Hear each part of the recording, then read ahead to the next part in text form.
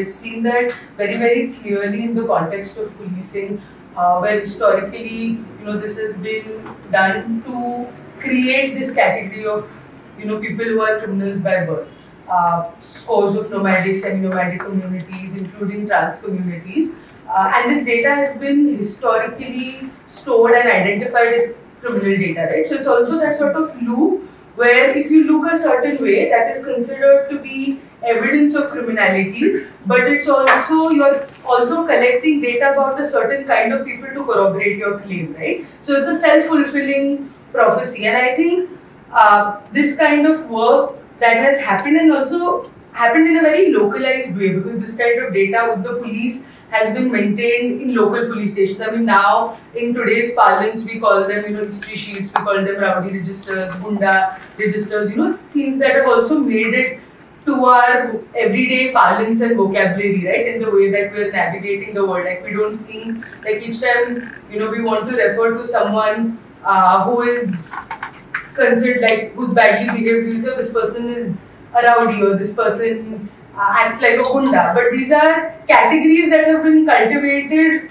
through the collection of various kinds of data about communities who are oppressed caste communities. So I think what we're seeing now, particularly, what has happened, the sort of beginning of this was with Aadhaar, but I think it's important to understand the discriminatory design of these systems historically, because once we're, when we put it in that context, what we're seeing very, very clearly is that we're dealing with systems that are actually old wine in a new bottle, right? Because this kind of, what had happened also during the pandemic with the MHA saying now we're going to build these centralized databases. With the ICJS, we want to link various kinds of databases, create interoperability in data between the police, the judiciary, and the prison system. We're seeing that kind of free flow of data within the policing system has always happened. And there is a process now of centralizing that. In fact, we see this as people who work with criminalized communities. We're seeing how every aspect of people's lives has been turned into a data point, right? Like in several criminalized communities, also known as the denotified tribes, even now if somebody is going to get married, they're required to submit an application in the local police station along with the wedding invite and the guest list, because the police needs to know that if there's a congregation, what is this congregation doing? So we're seeing that, caste and various forms of livelihoods of these communities have been turned into data points, which is then deemed as evidence of criminality. But I also want to very quickly speak to the politics of data collection, right? Because I think something that Rakshita was also alluding to earlier is, what do you conceal and what do you disclose, right?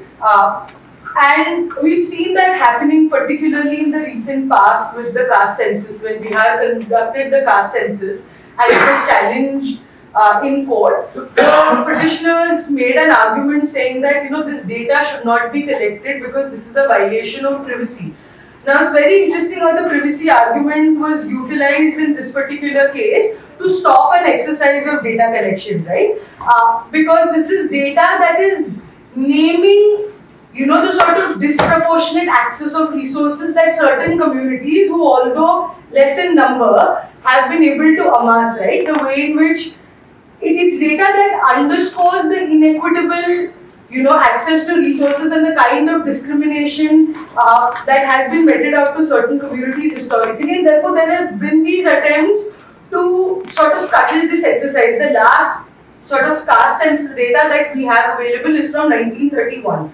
So I think it's important to speak about, what kind of data is important, the state wants to create and use and weaponize in certain ways, and what kind of data it is desperate to keep buried for a very long time. And I think, because in the introduction also, you guys spoke about how this particular volume is thinking about, decolonial or feminist perspectives on data collection. I think there's an important need to perhaps situate the idea of, how does one think about the Brahminical origins of data itself? So, make decolonization and that kind of feminist understanding to tie it with the project of de-Brahmanization, which has always been the ethos of data collection.